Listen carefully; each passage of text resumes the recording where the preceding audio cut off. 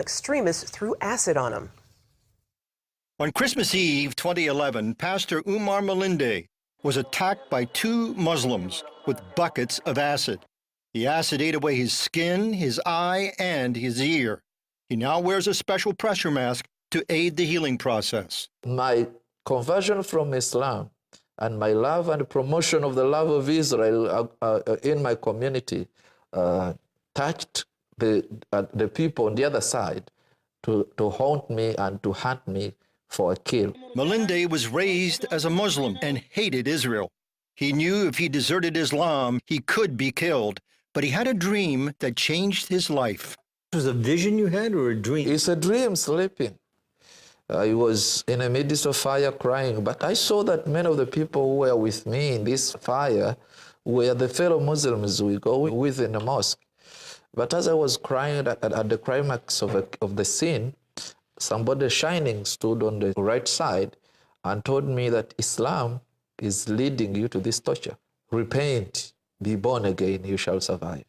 Instead of believing in Jesus, Malinde prayed Muslim prayers against bad dreams, but it didn't work. And after that, I went back to my place, and the dream came again. The following day, I took myself to the church, and I gave my life to Jesus. Malinde became a successful evangelist, winning other Muslims to the Lord. He later founded Gospel Life Church in Kampala, Uganda, where 30% of more than their 1,000 members are ex-Muslims. He also came to love Israel and brought others to visit the Holy Land. Your former friends and your brothers in Islam must have hated you. They hated me. That's the reason. So on the 24th of December 2011, as I was coming out of my church, somebody pretended as a believer. He said, "Pastor, can you help me?" He wanted my attention, my full face. Yet he had a bucket of acid in his right hand. As I was turning like this, the Spirit of God in me told me, he's a wrong person. So I turned my face to enter my car quickly to drive away. As I was approaching my car, he poured a bucket of acid on my head. Oh. So I felt like I'm being thrown into hell. I felt fire from up to down to my toes. And I was like, something is cooking me. And they shouted, Allah Akbar, Allah Akbar, Allah Akbar, 3 times. I realized that I have fallen into the ambush of Muslim terrorists. Malinde was rushed from one hospital to another, first in Uganda, then in India, and finally Israel. It was a deep, very deep and very severe burn to the face, ear, and eye. I spoke with Dr. Joseph Hike, head of the burn center at Sheba Medical Center, Tel Shomer Hospital. Because it was 2 weeks old, we had to wait and see that our cleansing was good enough or sufficient. And then in the second stage, we ordered skin substitutes. We reconstructed the face, obviously in association with his own skin grafts. This is a man from Uganda, and here we are in Israel.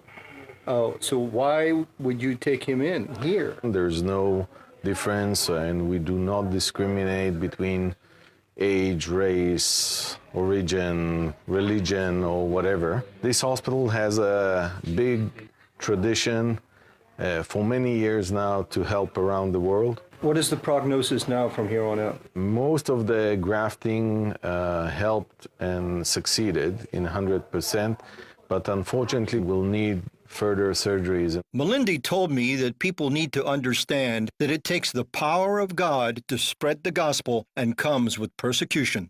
So you're not angry with God? I'm not angry with God. It has encouraged me to serve the Lord more, to expose the lies. You see, people say Islam is a peaceful religion.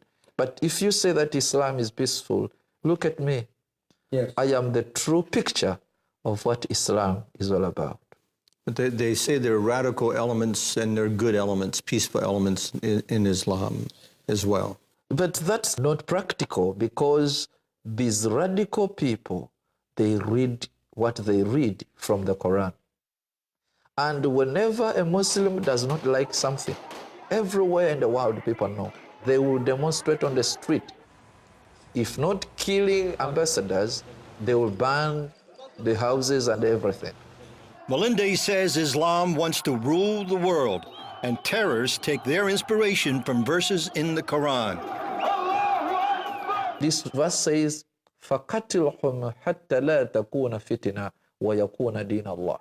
Which means Kill, fight, and kill those non-Muslims until when there is no any other except the religion of Allah.